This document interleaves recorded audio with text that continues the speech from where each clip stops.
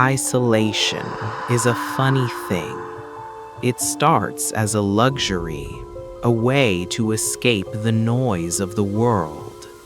But after 72 hours of whiteout conditions, isolation becomes a prison. I live on the Olympic Peninsula. Trees here are so tall they swallow the sun by 4 p.m. My nearest neighbor is Mrs. Gable, a woman who hasn't been seen in town since the late 90s. Her property is a graveyard of rusted machinery and overgrown ferns. We never spoke. That was the agreement. When the storm of the century hit, the world turned white. The power went out within the first hour. By the second day, the snow was halfway up my windows. I was huddled by the fireplace, reading by candlelight when the motion light in the backyard cut through the dark like a blade. I looked out. Nothing, just the wind whipping the trees. 10 minutes later, click. The light was back. I stared into the darkness until my eyes ached, and then I saw them. Footprints. They didn't come from the road, they came from the woods. Barefoot, deep.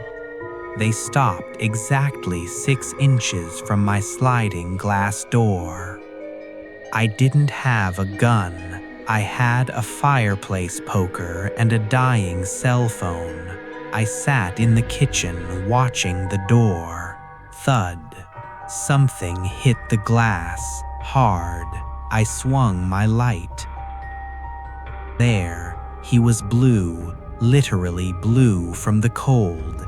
His hospital gown was frozen stiff, crackling as he moved. He was pressing a note to the glass with a hand that was missing 3 fingers.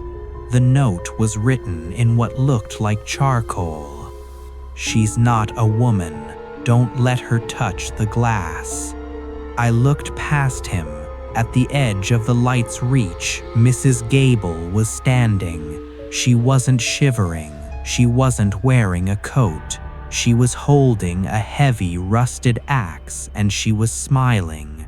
Not a human smile. Her mouth opened too wide, unhinged, showing teeth that looked like jagged shards of glass. She began to tap the axe head against the fence post. Tink, tink, tink. A countdown.